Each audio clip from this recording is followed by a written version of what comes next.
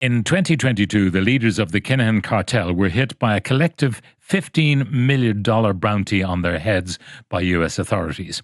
In the years that followed, the gang has remained active, but much less so on these shores. So as we approach the 10th anniversary of the Regency Hotel shooting next week, how has the gang been operating in those years since those US sanctions and bounties? Stephen Breen and John Hand of the Irish Sun and co-authors of Kinnan Assassins are filling in the gap with their latest podcast, Kinahan's Downfall. So how are the Kinahans getting on? They seem to be living quite the high life, I suppose, but where? Well, they're under serious pressure, Pat, and they are still living the high life in Dubai. They have been there since 2017. They have immersed themselves in the society in the UAE. Of course, they will be looking around them and seeing that many other senior figures within organised crime have been deported to other European countries. And of course, here in Ireland, we had one of their close associates, Sean McGovern, extradited as well. So although they may be enjoying life there, they have the financial assets, the lavish lifestyles, they are still under pressure. And of course, we have the ongoing investigations into their activities from the Garda National Drugs and Organised Crime Bureau. Now, John, how have their activities in Ireland changed since the Regency? Well, I interviewed Detective Superintendent Dave Gallagher of the Garda National Drugs and Organised Crime Bureau, and he talked about how they controlled drugs at one point from South America right to street level here. But the landscape has changed so much in recent years, and they've adapted to that. So Daniel Kinahan in particular is involved with essentially the bulk transportation of cocaine from South America into Europe at a much higher level. And you hear Gardaí talk about networks now. It's no longer kind of cartels having grips on major areas. It's more so cartels working together and facilitating each other and their contacts too. So are they still selling into Ireland, for example, using lower level people? Essentially, they're involved with the major shipments. So are they the wholesalers, in other words? Essentially, yeah, with other gangs as well, though. You often hear about the primary gang who kind of stepped up in Ireland and took over from them, and they're called the Family, and they're the primary drug distributors here. But as I said, they're all kind of mucking in together, financing in together and working together in terms of facilitation through different ports, through corruption of people and so on. Now, is it your understanding that, before the Regency, when they were actually running the foot soldiers as well as doing the importation, they were more vulnerable to a sanction by the authorities here because they were involved at street level? Because they are no longer involved at street level, are they kind of immune almost from investigation? No, I would disagree with that, Pat, because what you have are Kinahan representatives still in Ireland, people who have been loyal to the Kinahan leadership for years and years, who have been heavily immersed in organised crime. So they're still in Dublin. They haven't left Ireland. They're still involved in the illicit drug trade. They're still on the ground. They still have influence in different communities. But you will see nowadays where they're perhaps, in the past, they may have been working on their own, taking their directions from the Kinahan organisation. But because of their previous pedigree and their involvement and experience in organised crime, they are now working with other gangs, but still you have the Kinahan influence there because of the background and the experience. But nowadays you have them working with other gangs who have the monopoly on street level dealing. And the question is, how secure are they? Because if they are small in number, although influential, people say, well, why is he getting a cut? That's mine. Yeah, well, that's the issue that many people have as well, where they talk about the Kinahan influence, and maybe because they're not as influential as they were before, then people might try and muscle in and engage in their own activities. But I think we've seen since 2018 we've had no murders in the Kinahan Hutch feuds, and we've seen the gradual dilution of the Kinahan influence in organised crime in Ireland. So, but people will still feel that they are a presence there, a strong presence, but there are other gangs who are willing to step in. But I think people have seen, as a result of the Garda action, especially after the Regency Hotel, in which they dismantled their hit teams, that people are reluctant to take up the gun now to protect their business. Now, how did they do that? How did the Garda, if they could do it then, it took an outrage like the Regency for a mobilisation of that kind of activity by the Guards. How have they operated since, the Guards? But what you saw after the kind of demise of the Kinahan cartel in Ireland and their control was a number of younger, reckless, more localized gangs trying to step into that void left behind. So you had the Coolock feud, for example, with lots of young men involved in their age in their early 20s to mid 20s, involved in this feud that claimed 5 lives. You also had the Kinahan affiliated Mr. Flashy, Glenn Ward, who ran the so-called Gucci gang, but they also stepped up and tried to take over large parts of West Dublin. But the Gardaí have stayed on top of those gangs. There was major operations against them. And also, these guys, we kind of give them too much credit at times because they do slip up and the guards are there to take them out. So, for instance, with Glenn Ward, Mr. Flashy, he was caught on camera with a gun at a New Year's Eve party and shooting into the air. These guys are being taken. Was he just letting off steam, shooting a gun in the air, and got nabbed for his pains? Yeah, well, it was actually came down to when he was targeted in a taxi in a hit attempt, an attempt on his life. A phone was left behind in that taxi, and the guards were able to seize that and go through it, and that's where the video actually emerged from over a year beforehand. I think the video was made, but they were able to bring charges against him then, and he's behind bars. And he was a figure that was particularly dangerous, and he lost a lot of associates, but he was able then to kind of mop up younger lads and teenagers and bring them into the gang, and they would step up into that void there. So Glenn Ward in particular was a significant figure to take out.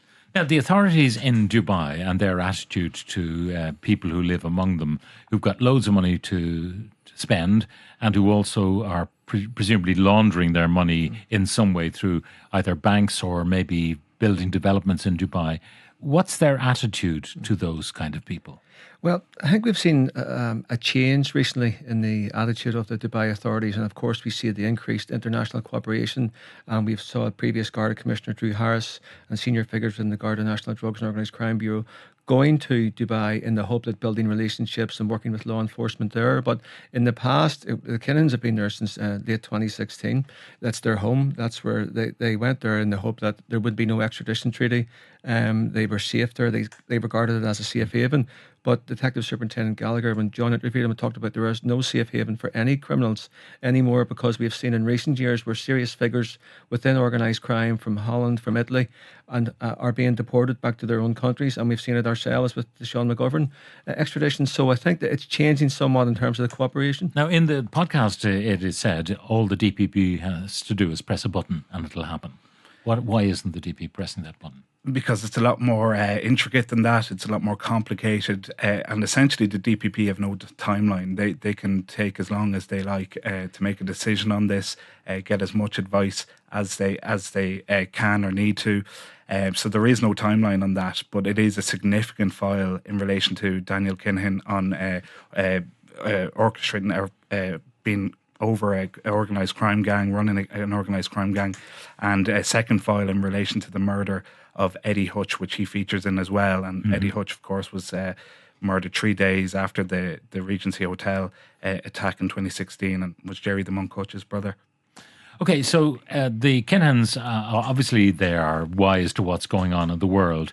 What contingencies do we know they are making in order to get out of there if the going gets tough? Well, they've been accustomed to a very lavish lifestyle for many years. They went to Spain because they were concerned about the introduction of gangland legislation here in Ireland. Of course, then in Spain you have the issue of the European arrest warrants, and then they went to Dubai where there was no extradition treaty with Ireland. So where's the next bolt hole? That's now changed. So the next bolt hole could it be in Africa? Could it be in Iran? Could it be in Russia? But again, they're going to places where they mightn't have the same quality of lifestyle that they had in Dubai or elsewhere. So the world's a smaller place for them. There's no question about that. There's more increased cooperation now between law enforcement, so their choice will be very limited in where they can go. So the podcast, it's 3 episodes, 2 have dropped today. What is the format? Exactly. It's actually a 10-part podcast series over the next. So the first 2 were released today, and over the next 4 weeks there will be 2 every Wednesday, and we talk to a number of contributors, those at the heart of these operations to take down the Kinnan cartel hit teams, the Gardaí involved, Detective Superintendent Dave Gallagher, who was overseeing a lot of these live operations and intervening in these hit plots. But also we look to the future and talk to various people about what lies ahead, what could lie ahead. But also it's such a vast story. We also go into the boxing element and how Daniel... Is he finished in boxing? Looking on a public level, I suppose a lot of it was about, washing his reputation, and it wasn't about money for him. And he lost a key man in that was Bob Arum, and I interviewed Bob Arum, and he features on an episode in this podcast as well. And Bob Arum basically catapulted Daniel Kinahan back to the top of the game with Tyson Fury, of course, his relationship there, and was almost wiped out within a couple of days after the US sanctions. There is talk that he is involved. Bob Arum insists that he's not back involved. So maybe on a personal level to these boxers and advising them in some capacity that way. But like, for instance, Bob Arum had paid him $8 million, I think, in those couple of years when he got Tyson Fury to come back into the game. I don't think he's earning any money from it these days. Finally, Stephen, when the bounty was put on their head, it was during the Biden administration. We had a Democratic ambassador here who made the announcement about those bounties. Trump is a different kind of animal. We don't know what his real attitude is to drugs, because we saw the president of Honduras being pardoned by him after grievous drug offences, convicted in an American court. But equally, we've seen him lift Maduro out of Venezuela. Yeah. So do we know whether they are fearful of what Trump, that administration might do to them? Yeah. I think we've seen in recent weeks, especially with the Maduro incident and also the Trump administration not being afraid to use the military might of the American army when taking out these drug ships as they cross the Atlantic. So we're only a year into the Trump administration. No one knows what's going to happen one day to the next with this administration. So is drugs at the top of their agenda? I think it is, somewhat in terms of, because the Americans would always talk about how the concerns that they have with the drugs from South America going and ended up in USA on the streets there. And then, of course, if you have the administration from before the Biden directly linking Daniel Kinahan to South American crime gangs, indeed Russian gangsters as well, and gangsters in Mexico. So will the Trump administration take the same approach? I think it will. And again, and it'll all come down again to the Gardaí and the Department of Justice building up and fostering relationships with the Trump administration. And you'd wonder if there'd be bounty hunters. It's a lot of money that's available should anyone capture the Kinahans. Yeah, well, in John's interview, Dave Gallagher had suggested that they were getting information and they were getting feedback in relation to the bounties. So it's a lot of money, and there could be people out there, people even within their inner circle, because there's no loyalty when it comes to criminality. So there are people who would know a lot of information about Daniel Kinahan, but whether or not they're willing to come forward and take this chance is a different matter. And finally, John, is it still cocaine primarily, or have they dipped their toe in the fentanyl water? No, it is still cocaine primarily, and obviously the cocaine market is booming not only here in Ireland but throughout Europe. It's a €13 billion market throughout Europe, and the demand for it doesn't seem to be stopping. All right. Finally, where can people find the podcast? On Apple, Spotify, and anywhere where they get their podcasts.